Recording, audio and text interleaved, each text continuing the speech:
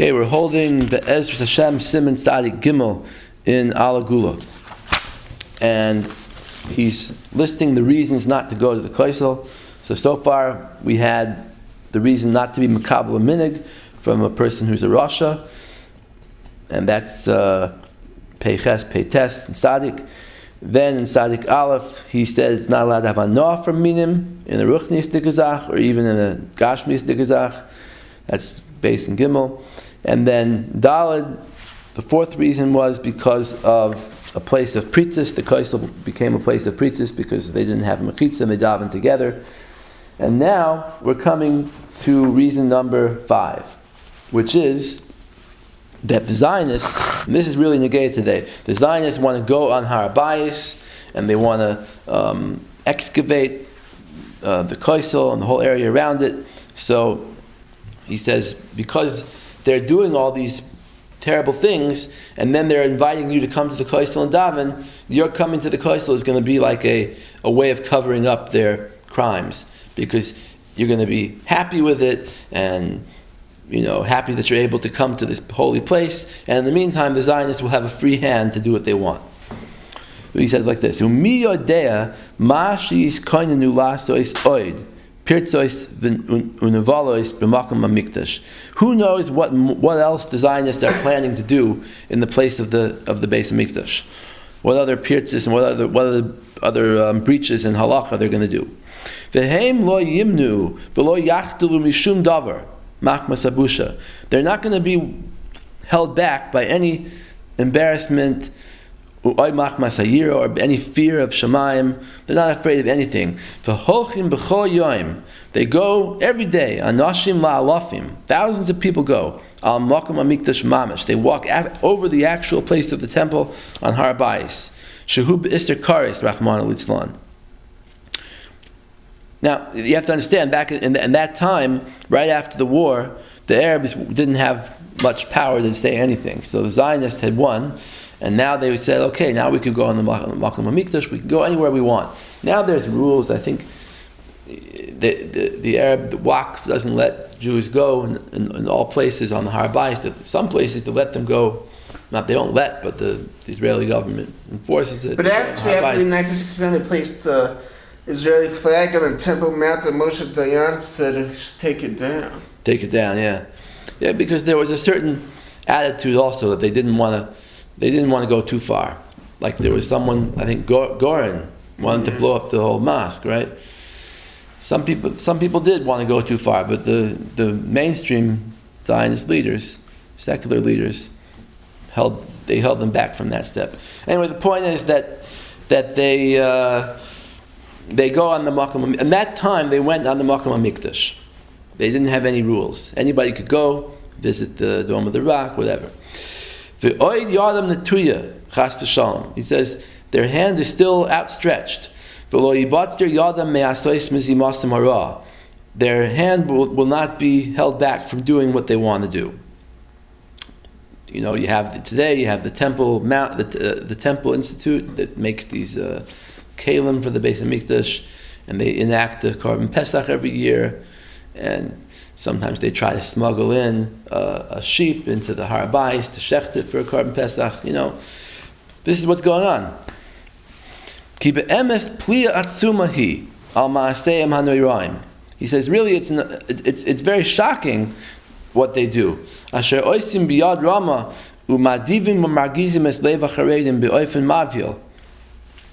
says the Zionists do things that anger the religious Jews. It should anger, right? It should anger everybody that they're doing these things.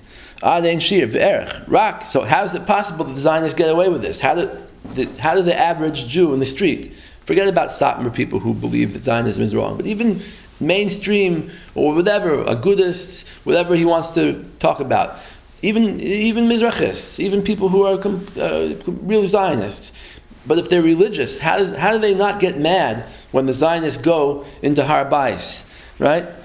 How do they not get upset about that? So he says that's the Pli Atzuma.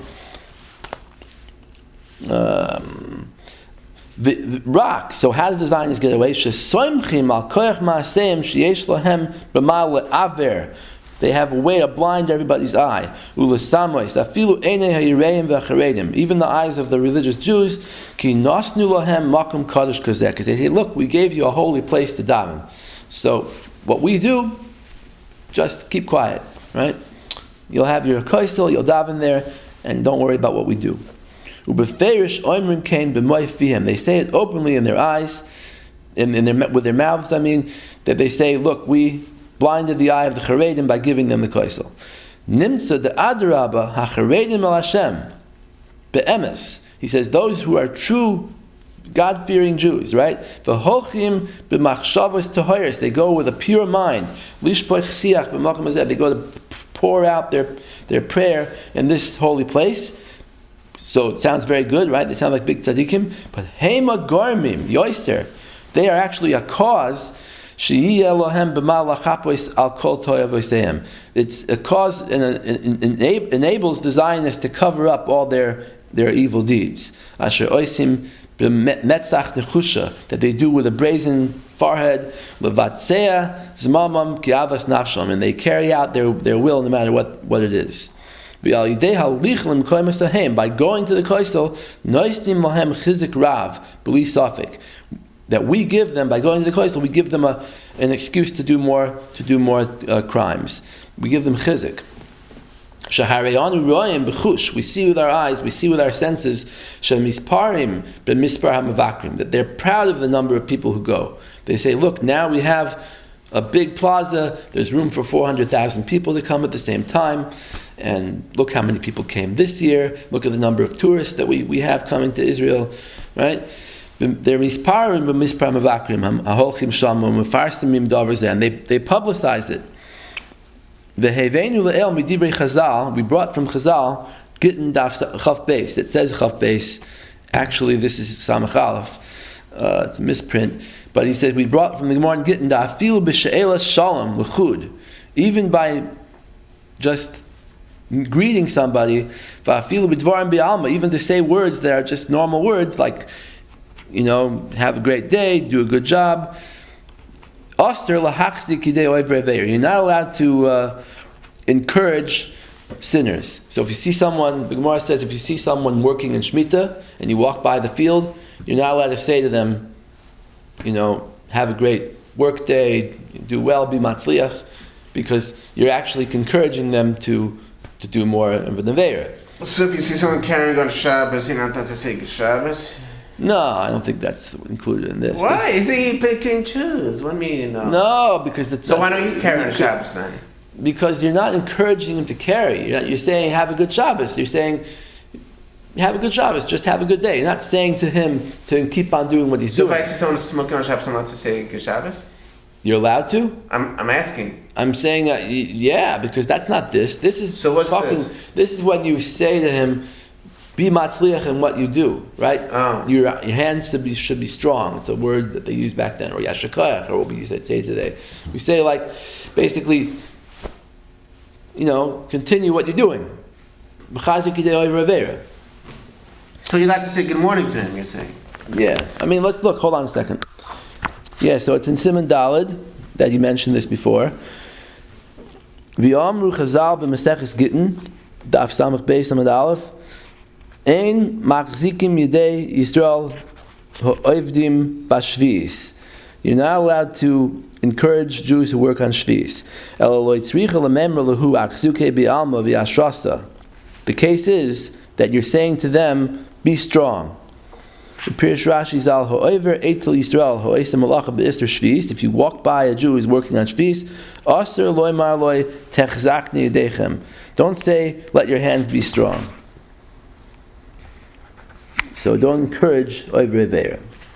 Your hands being strong, that's it's an expression they used back then. But what? For what? For like encouraging someone. If someone's working, you say that to them. It's like saying, be matzliach. Yeah, I know in Persian, like if somebody like this is saying that's a dark honey, which means like your hands should be healthy. Yeah. So it's like a way of encouraging someone. So you can't say that to someone who's doing the Aveira. All right. The Ein Safek, back to some Tzadik Gimel. The Ein Safek ki ha'alicha la koisel. There's no doubt that by going to the koisel, 3 lines from the end of this paragraph. Ve'ein safek ki ha'alicha al koisel, that by going to the koisel, hu lahem chizuk rav, it gives the Zionists much encouragement. Harbe yoister mishay l'shalom, much more than just saying a greeting to them and saying your hand should be strong and just being nice to them. Much more you're giving chizuk to them by going to the koisel. Adein shir ve'erech, with no limit to it. Ki hema misparim bazeh b'koile koiles kanoida. The Zionists are proud of it, and they're boasting about how many Jews are coming to the koisel. V'nimtza have misayeya yidei oivre aveira ba'averis norois koelu. Comes out that you're helping someone to do an aveira, and these terrible aveiras of going on the habayis and being makal of the makom, and archaeology, which he's about to say. Okay, ushmua shamanu. We've heard a rumor.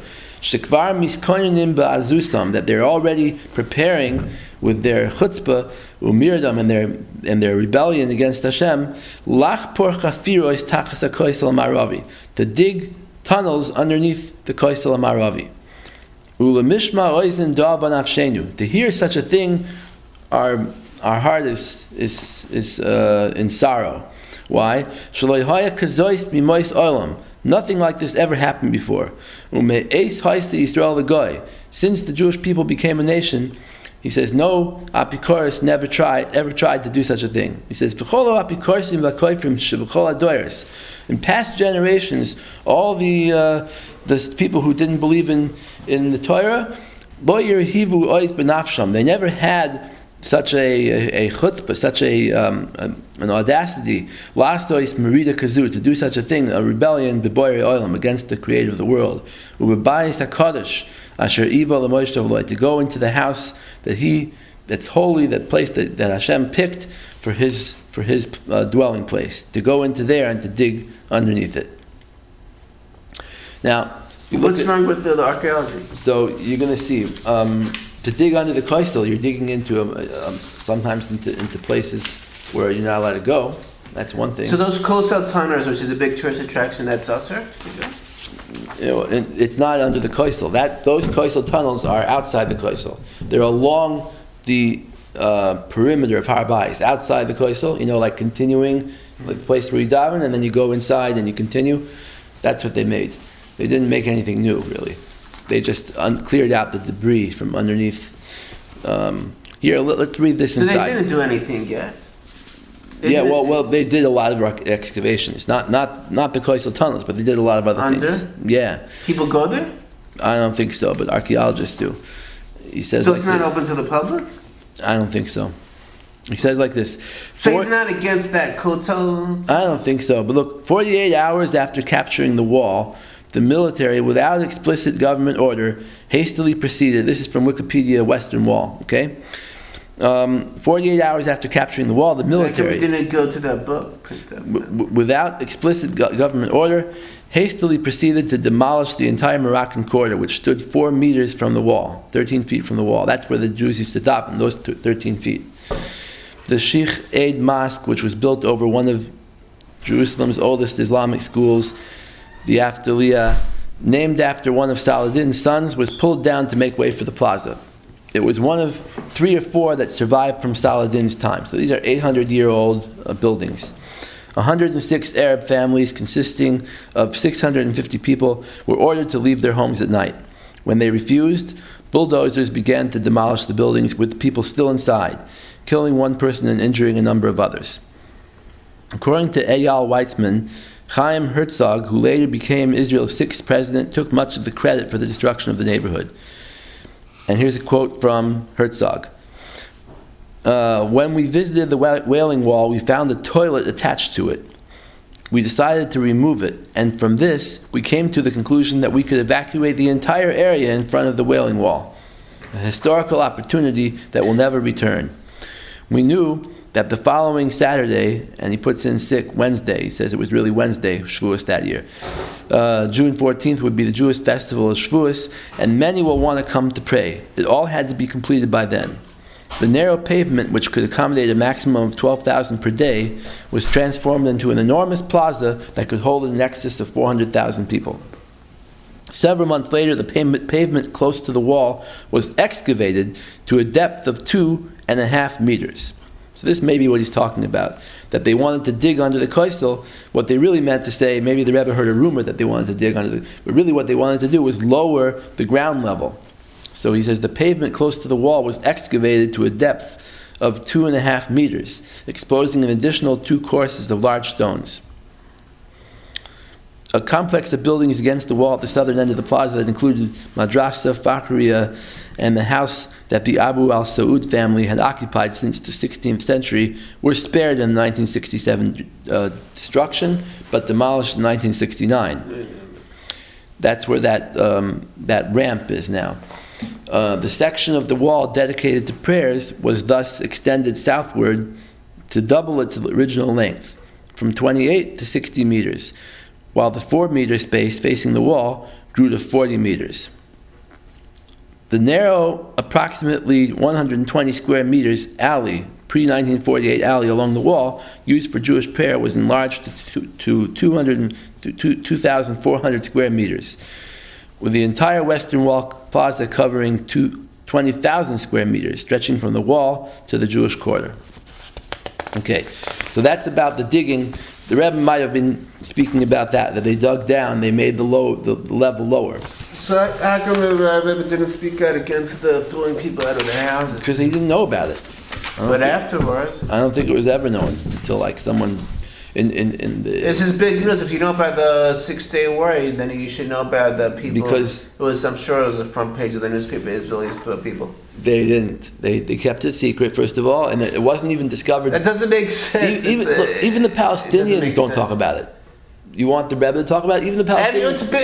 I'm sure it was news. That's ridiculous. That's absolutely ridiculous. You say the newspapers didn't report that Israel threw people out of their homes. They didn't report it. I don't believe it. It was like it happened under the radar. So this book came out just the first time people we know about it? That's ridiculous. No, not when the book came out. It obviously, you see people, hundreds of people. It happened. First they were housed and then they weren't. It doesn't make sense.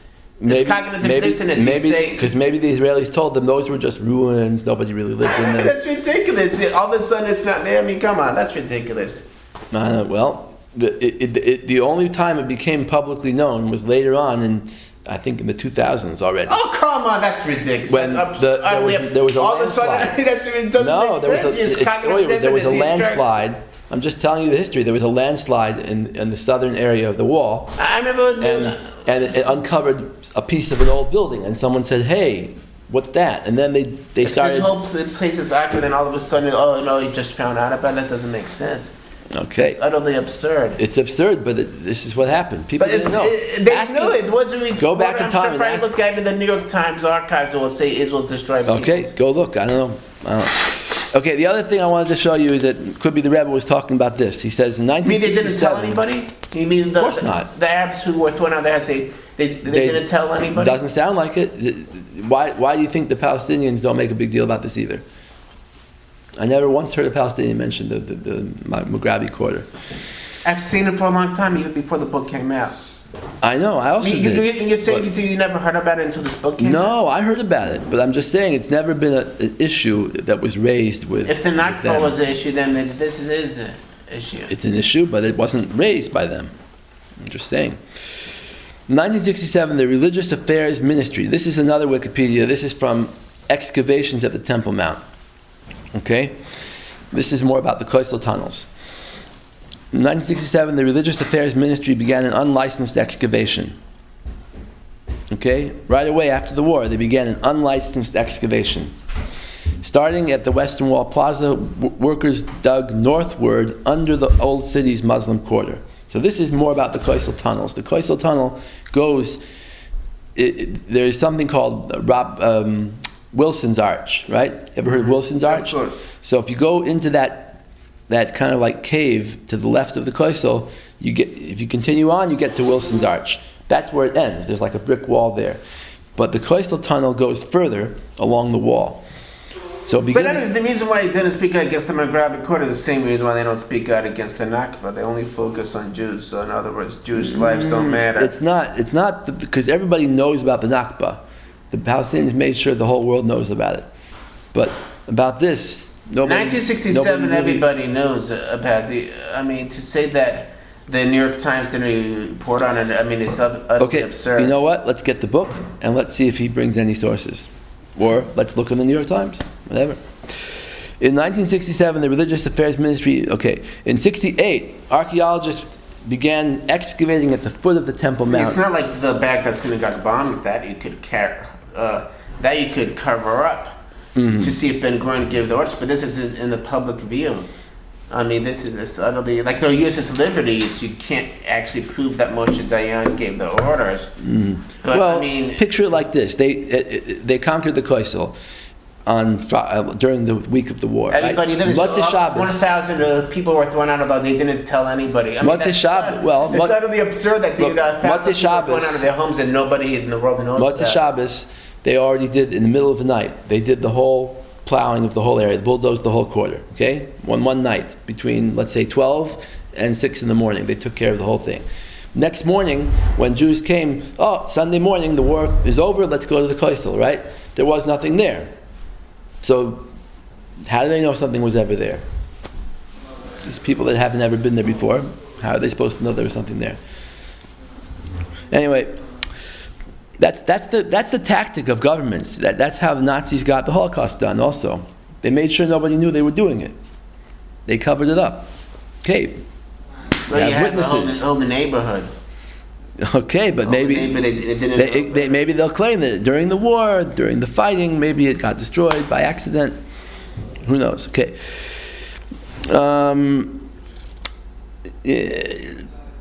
Immediately south of the Al-Aqsa Mosque. So this is that. There's another area now that's being it was excavated. Now it's like an archaeological park that you can look at.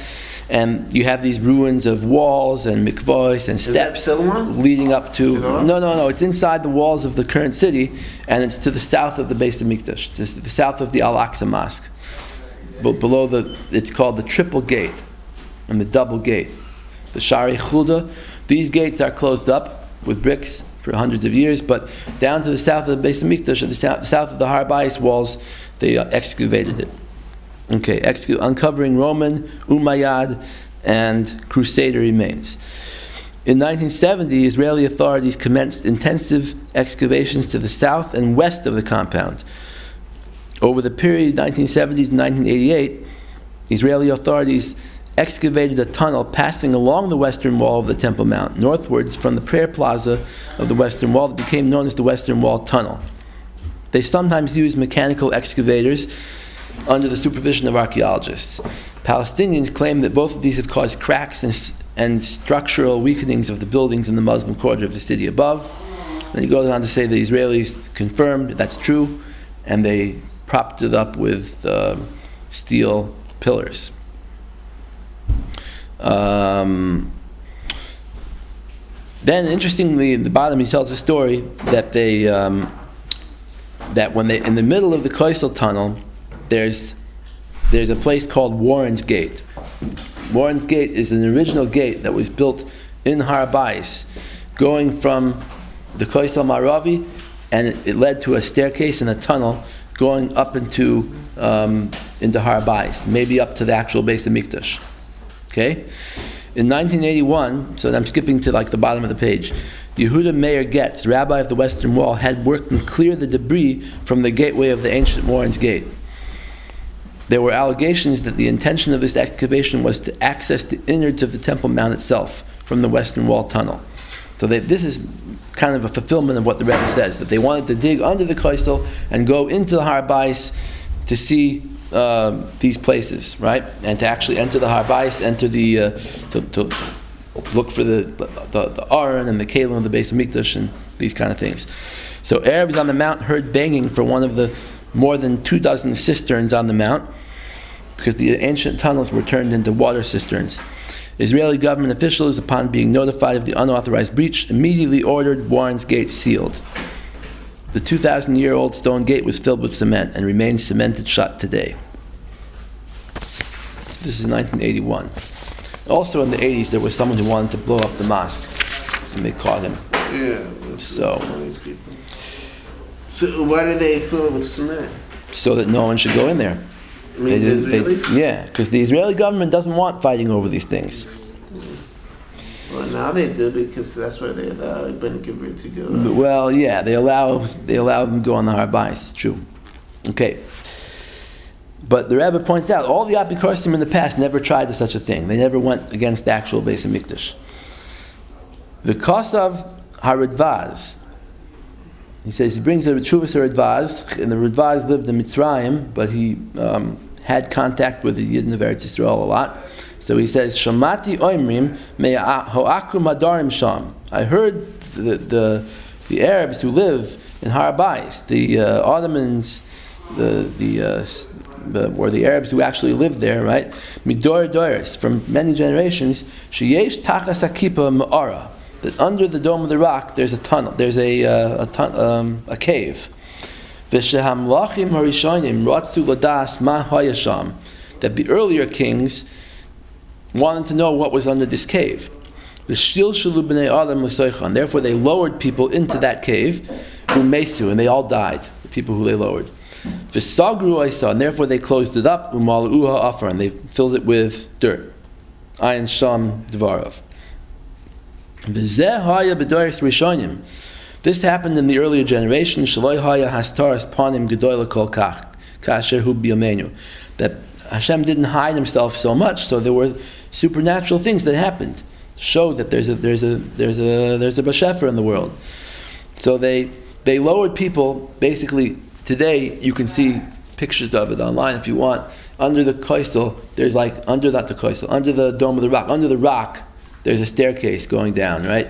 And it goes into this cave. And then in the cave, today it's a mosque. People daven in there. People pray, Muslims, right? But underneath there's like a trap door in the floor that goes to this further cave that's not used at all.